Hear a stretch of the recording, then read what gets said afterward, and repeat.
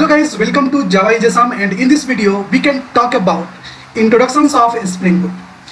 We have already covered what is the Spring and what is the need to learn a Spring or a Spring Boot. Everything we have covered already. Let's learn what is the Spring Boot and what is the use of it, what are the modules are available in the Spring Boot.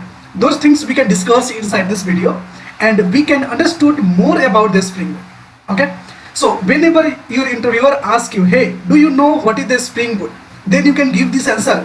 Hey, Java Spring Boot is a tools that makes developing web application and microservices with a Spring framework faster and easier through the three core capability. Okay, so the Spring Boot having a power to developing a web application and microservices with faster and easier. Faster means easily you can develop, you don't want to do any configurations, and easier means you don't want to put lots of the effort to configure the web server or any server. Okay, so those are the points. If you tell in front of the interviewer, definitely he impressed with that. Okay, the first thing is auto configurations. The Spring Boot giving a capability to the auto configuration. You don't want to do any configurations. If you want to configure something also, you can just go and put inside the application.yml. It will work. I will explain you later little bit. Okay, and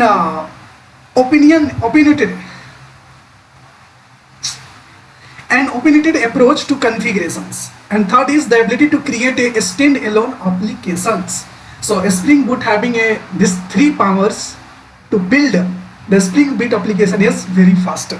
Okay, let's move to the slide and understood more about the Spring Boot. Okay, so a Spring Boot, the introduction of the Spring Boot is the Spring Boot is a powerful and widely used open source framework. Let me open my pen. So what they are saying, a Spring Boot is a powerful, widely used open source framework, and building a Java application, particularly web application and microservices also we can cover with that. It is a sub-project of a Spring framework. So it means that a Spring Boot is a part of a Spring only. It designed to simplify the development and production ready a Spring based application with minimal configurations and boilerplate code. So that is the benefit while using a Spring Boot instead of a Spring.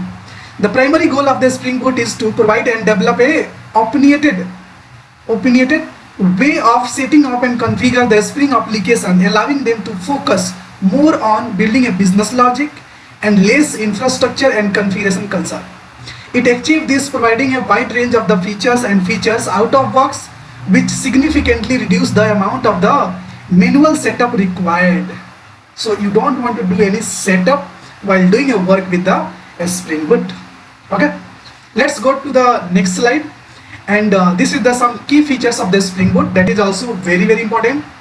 So I hope you understood in the previous video what is the auto configurations, what is the starter dependency, embedded server. So auto configuration means you don't want to configure anything like XML or any properties file. A starter dependency means if you put one dependency, it will automatically collect and it will use it. Embedded web servers, you don't want to configure any web server, it's automatically provide you one embedded, like inside this it's already involved in the project, you don't want to add external it. Okay, and the server is maybe the Tomcat or Jetty or Undertow. Okay, so those are the server they are providing by default, which is a embedded server. Okay, these are the very many important concept, which is auto configuration, a starter dependency. We can focus more about it, okay, in upcoming video. But right now you just remember it. A Spring Boot is automatically configure many components based on the dependency or include your project. That it scan the class path, detect the various library and framework you are using and set up of the application accordingly.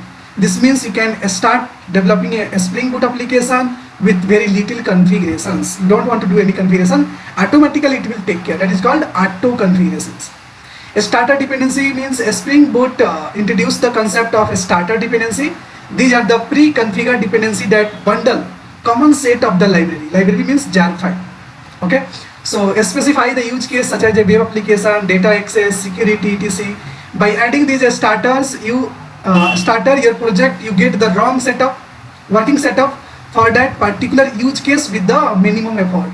Okay, so maybe 2 or 3 dependency, if you add a starter, it will automatically collect some sub dependency and it will use it. So those are called a starter dependency, and these are the very important interview questions, so don't forget it. These 3 things: auto configuration, starter dependency, embedded web server, important questions of the interview. Okay, the new is like key feature is Actuator. Actuator is a very important.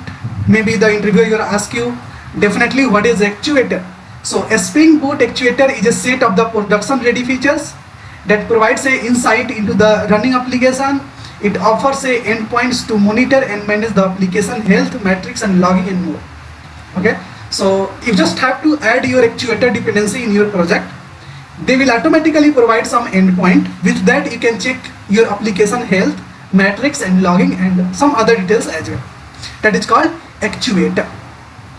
A Spring Boot CLI, the command line interface, allow you to quickly create, run and test a Spring Boot application using just a few commands. So it will provide some command also working with the Spring Boot CLI. With that easily you can run and create your application, and you can test your application very easily. Okay, annotation based configurations. A Spring Boot encourages the use of the annotations of configuration, making the code concise and readable. For example, REST controller or maybe auto void, those are the annotations in the Spring Boot, and etc are the commonly used annotation to define a RESTful endpoint and inject the dependency. Okay, so those are very important annotations, and a Spring Boot is annotation based configuration, so it's a very better and very easy to start working with that annotations. Okay, you can create your own annotation also and you can work on that as well.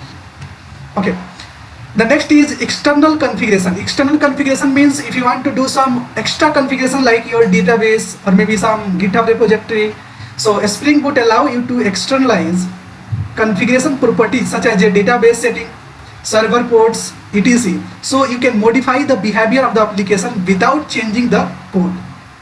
So external configurations you can do, I will explain you later. .yml file or .properties file, inside this you can do easily. Okay, those are called external configurations you can do. Okay, for example, if you have one database which is cloud database, maybe the MySQL, and those setups you have to do in your project. So what you can do, you can just collect your URL of the cloud, user ID and password, and come to your application or project, and inside the YML or properties file you can just give those details, nothing else. It automatically connected with them. Okay, dependency management. A Spring Boot manages the version conflict. Okay, a Spring Boot manages the version conflict and compatibility issue. So this is called dependency management, and various library ensuring that the dependency in your project work harmlessly together. So it will not give any harmness. It's a very secure jar, very secure dependency. You can use it. They will not give any vulnerability also. Okay, that is called dependency management. So it will manage your dependency also. Okay, so those are the key features and you have to remember it. Some of the interview questions or maybe the interview room, the interviewer will ask you, hey, can you please tell me some Spring Boot key features? Yeah, can you explain me the Spring Boot features? That time you have to tell those lines only. Auto configuration, starter dependency, embedded server, Actuator, Spring Boot CLI, and test configurations, external configuration, dependency management. Okay. Build tools for the Spring Boot app. So build tools means what? Build tool means to get the started with the Spring Boot, you can use either a Maven or Gradle. This is the two tools we have as a build tools. So this is the tools which is going to package your entire application in one jar file or var file. You define the required starter and dependency in your project and configuration file in pom.xml for Maven or build.gradle for the Gradle. So this is the two file, pom.xml you can configure the Maven, and build.gradle you can configure the Gradle file, and Spring Boot will handle the rest things. You don't want to do anything else also. Okay, it will automatically package your application and it will provide you one var or jar file. Overview. Spring Boot provides a excellent foundation for building a modern, scalable and easily maintainable Java applications, and it has become the framework of choice for many developers and organizations when working with the Spring ecosystem. So it's a very popular tools also. Okay. The advantage of a Spring Boot is like a Spring Boot offers a numerous benefits that have contributed to its widespread adoption and popularly among the developers. Some of the key advantage of using a Spring Boot like rapid development, simplified configuration, and microservice friendly.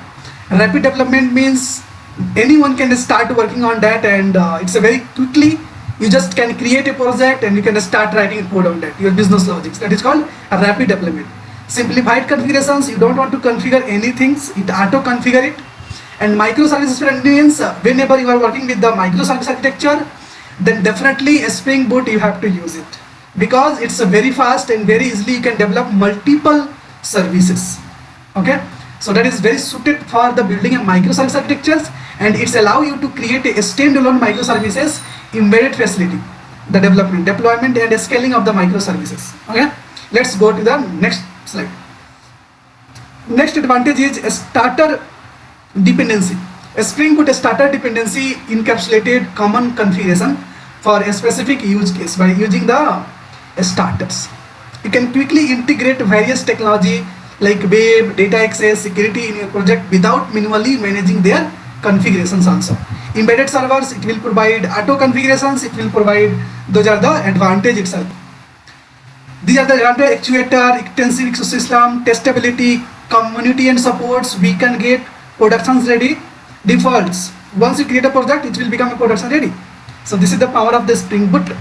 Those are the important things you have to remember, which is features.